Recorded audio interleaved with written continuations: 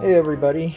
All right, so first off, welcome back. Happy holidays and all that fun stuff. So today I'm going to be attempting to do some cold blowing. This is a terrible, incomplete guide to doing this appropriately and properly, but we're going to give it a shot anyway. So if not, we'll all get a good laugh at my aching pain. So this is actually a Dimple Die that I machined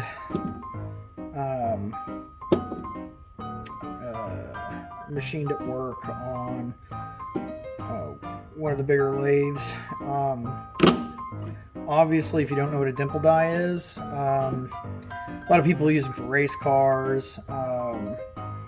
This one might get dual usage. This is just about the right size to make a 2-inch Dimple Die. But really, this was meant for work purposes, and so being that it's meant for work, we're just going to throw some cold glue on here. This is birchwood casey. You can pick it up at Walmart or any place where they sell guns or gun stuff. Maybe some hobby shops will have it too. Now, just full disclosure here, cold blue is not the best form of blue.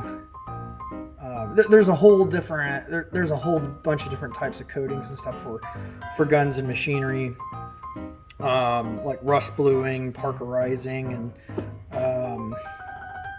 even like some of the really old school expensive like arsenic blue, and probably 1,000 other things that I have absolutely no knowledge about. Right now we're just talking about cold bluing, which is a fast, convenient process of bluing. It probably does not hold up the best, but it's meant for repairing bluing jobs on guns to keep them from rusting, at least reasonably. Bluing is a type of oxidative process, as far as I know. It's a type of chemical bluing that tends to happen very quickly. Now, and rarely in life does quick equal the best. So if you're looking for the best type of bluing that's going to be the most durable finish and last the longest and be the most hardened to rust, this is probably not it. I've only done this once or twice before, and nothing this big particularly. Now, really, the better the surface finish is on your part, probably the better the bluing is going to turn out. The surface finish is just raw right off the lathe, and it's actually not bad. The inside, because I was using a boring bar and feeding by hand, is not as good. But again, this is just a shop tool that's going to get beat on, and probably we're just trying to keep the major rust off of it. We are in the Texas Gulf Coast area. It's very humid here, and so we're just kind of just doing something to knock the edge off. A couple things you're going to need. Now, these parts were cleaned after machining with some brake cleaner.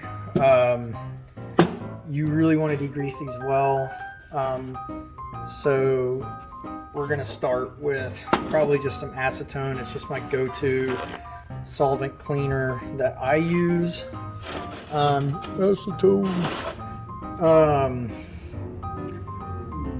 You'll probably need some water to stop the bluing process, and to polish up the bluing process. This is 4/0 steel wool,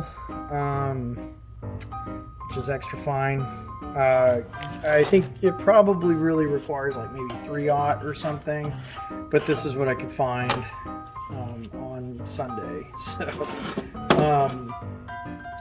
I think it will be fine.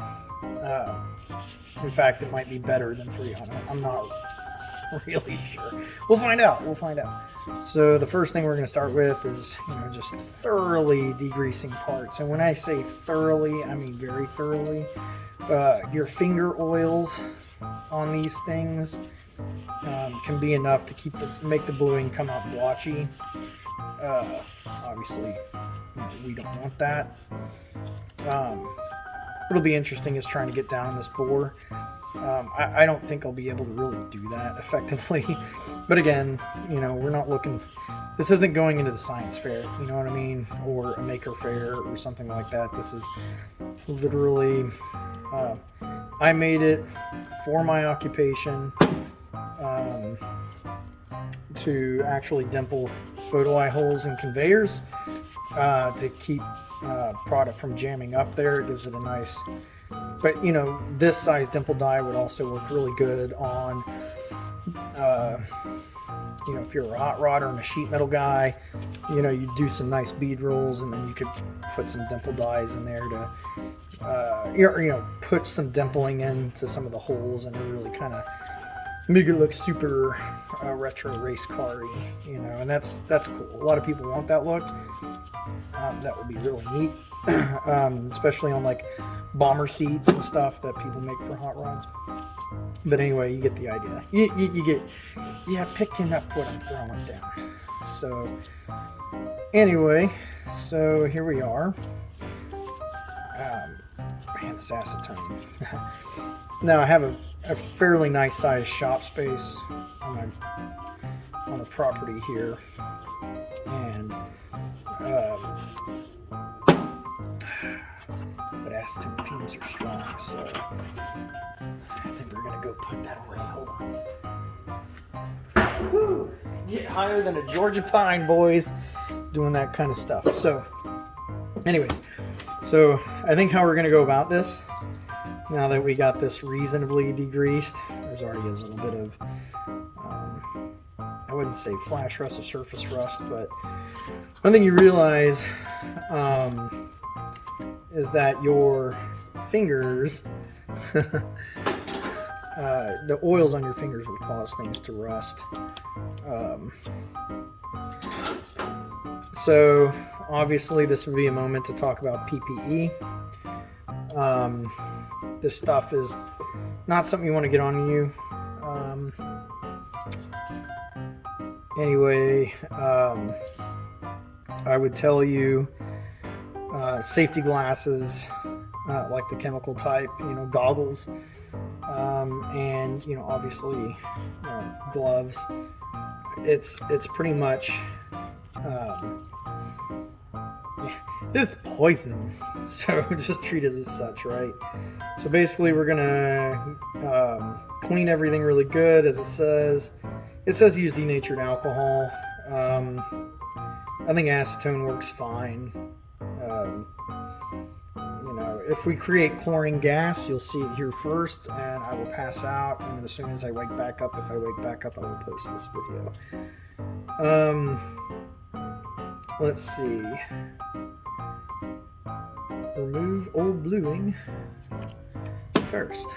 So that would be, it's always, what? Read the instructions? What? Who's going to do that?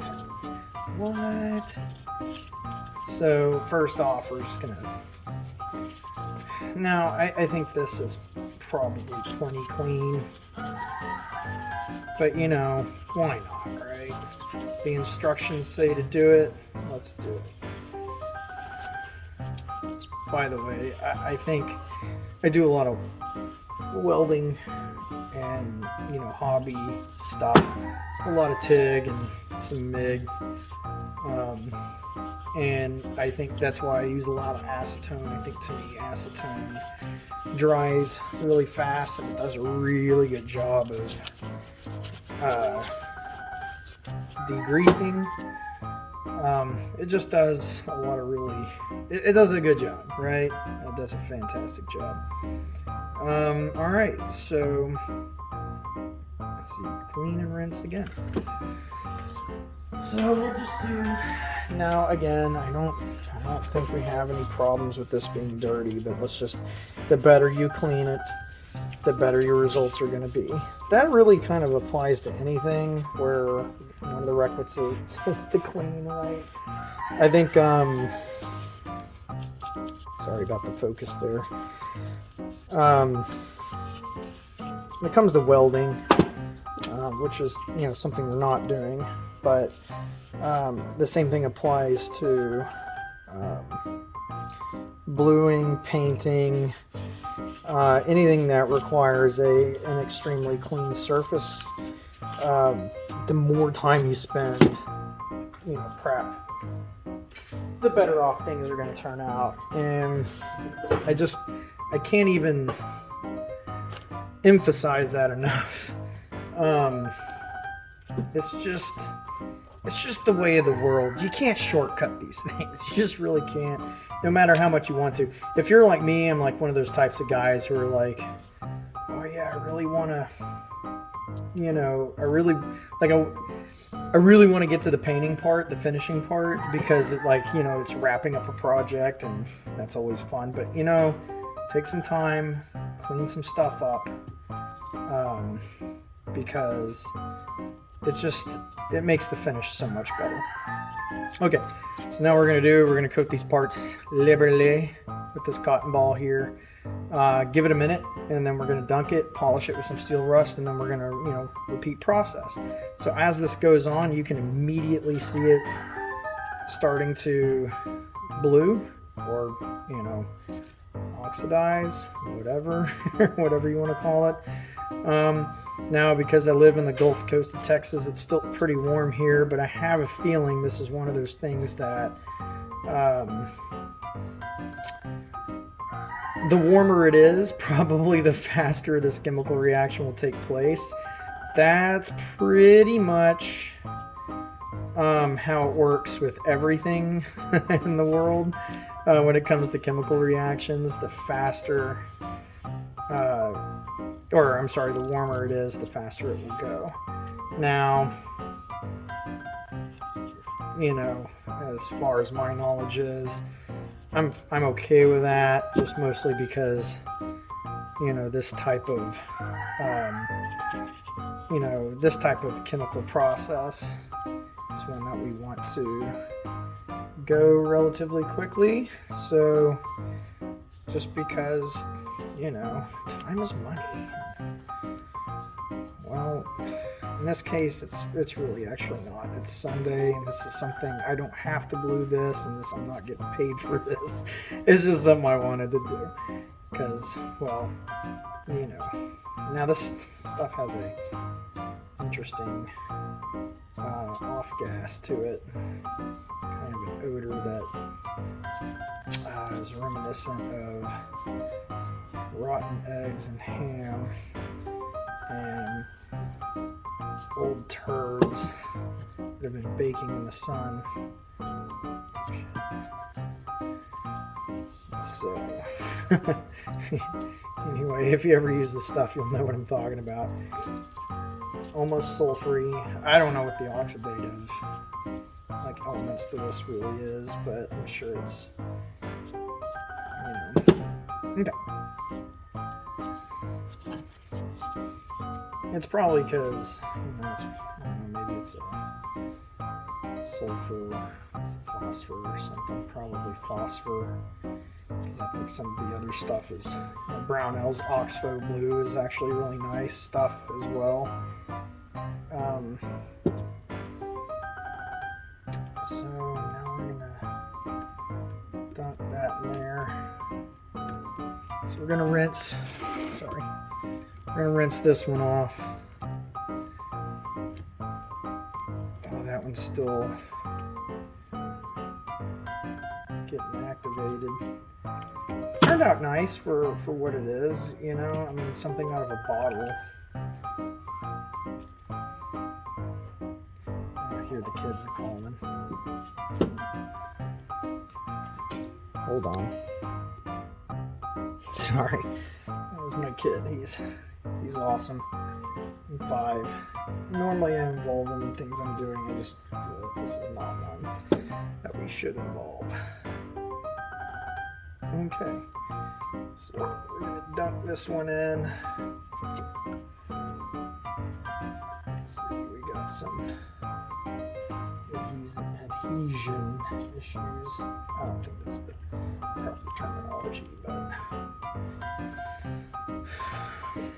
you can see there it didn't take too good, and it might just be because I was holding it, but it might buff out as I hit it with the steel wool. So now I'm gonna dry these off a little bit. Let me put the lid on this because, you know, safety and all. Safety. So we want to hit this with some steel wool. Like I said, this is extra fine 4/0, I believe,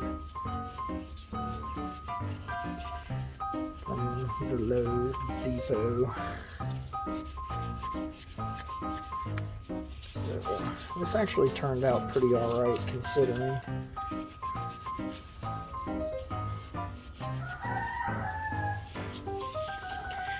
Now, what you kind of want to do, and this is wrapping up, and you're done, and you got it as dark as you want to get it.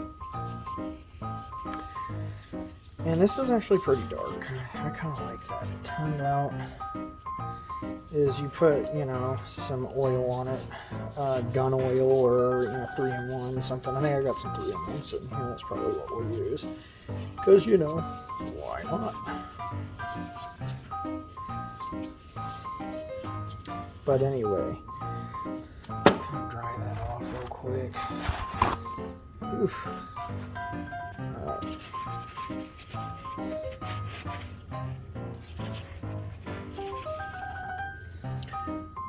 Cool. Tried to. We might do. Maybe we'll try one more coat.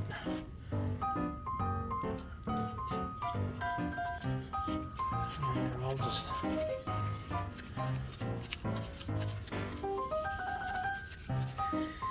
There we go.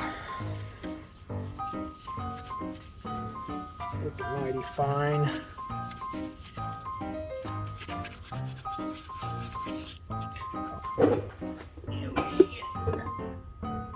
Sorry, I'm dropping things.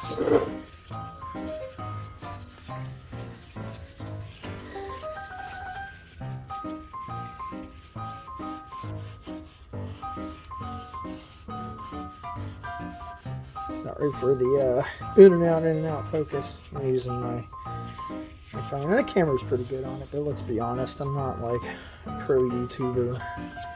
These guys who have camera rigs and stuff. I'm not even really a YouTuber.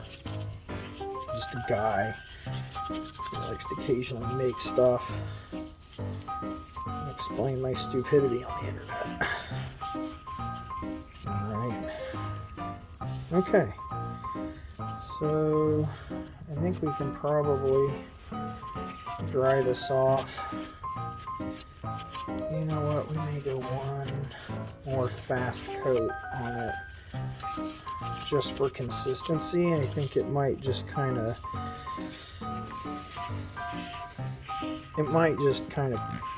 make it a little, not that it's really blotchy or anything, but it might just make it a little bit more consistent. So besides, we're experimenting here. So I think this, but honestly, as it sits, that's pretty awesome. Like, it looks really cool.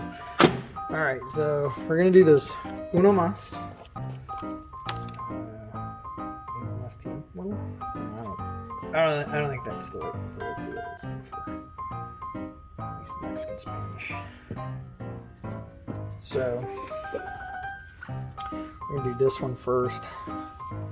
And the stuff is like magic though, isn't it?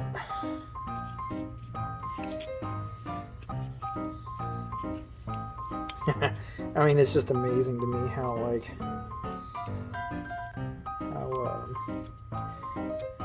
fast this stuff just like pow. I mean, it's just like, man, it gets blacker than night real fast. That's really cool. Really cool stuff. Alright. Use a fresh cotton ball on this one. we're just going to go around it real fast. And then I think that'll be dark enough, you know.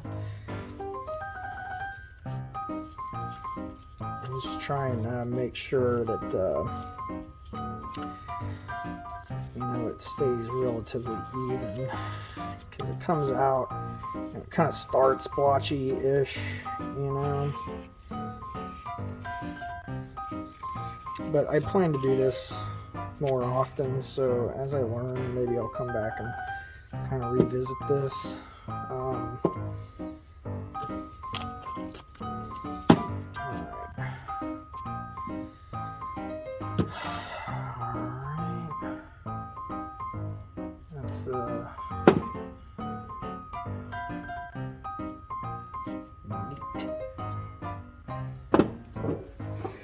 Okay. So quick lessons, like I said, make sure you clean these things. Clean it 10 times. That's just all I can say, because there's no reason why. I should have spent more time on it, but, you know, for demonstration purposes, you know, it is what it is. So, but man, talk about awesome finish, though, for being something that's so quick and easy to apply. Now, if I were doing this on like a old firearm I was looking to restore, obviously I would take probably, hopefully, way more care than I have on this.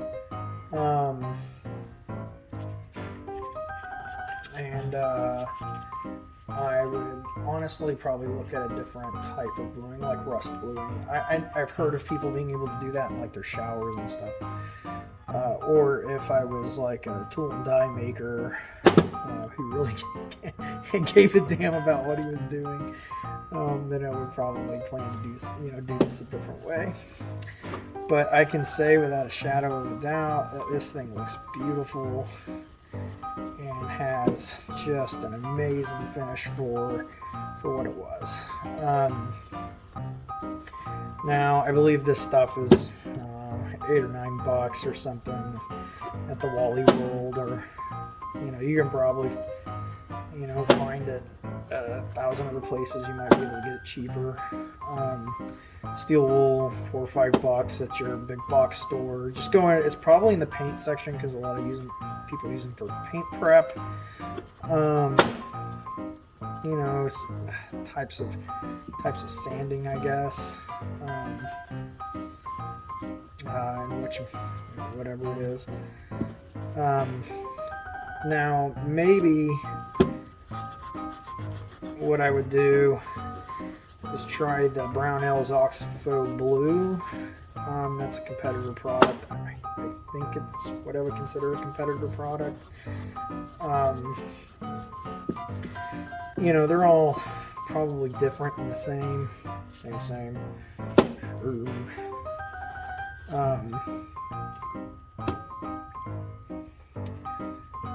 look at that boy.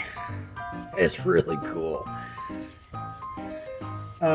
Now, please, if there's something you fellas think that I could do better as we're just kind of going along here, any mistakes that I may have made, please tactfully put them in the comments.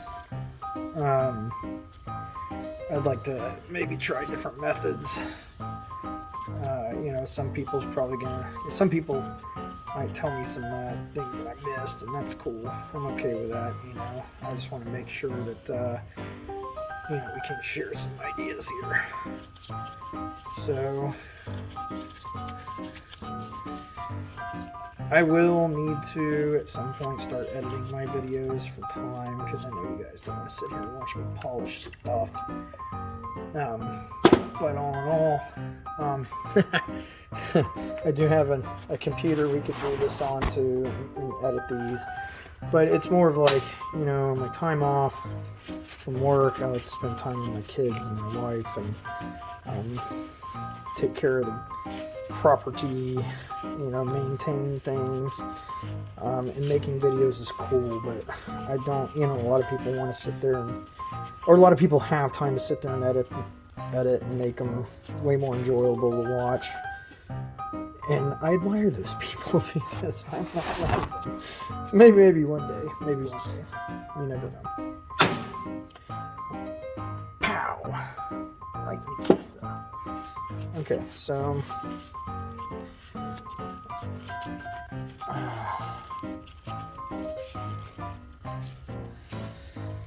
alright, so there we go. Now here's the point where we throw a light coat of 3-in-1 on it,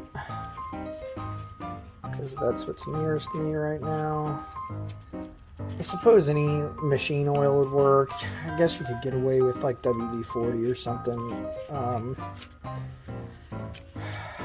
WD-40 is so thin it tends to evaporate, and is not, contrary to popular belief, is not like a really go-to lubricant for things. Not that we're using it to lubricate. We are using it to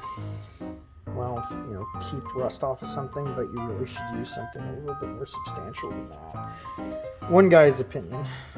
It is good for displacing water initially, but it doesn't stand the test of time. So, let's get all the water off. That would probably be wise. So, I'm sorry. I promise I will get better making videos. But before we oil it, there it is. And of course, it's got some wet spots on it. We're gonna continue to dry on it a little bit, and then we'll throw some oil on it. That'll probably be. It's good enough for the girls I go out with, I guess. So.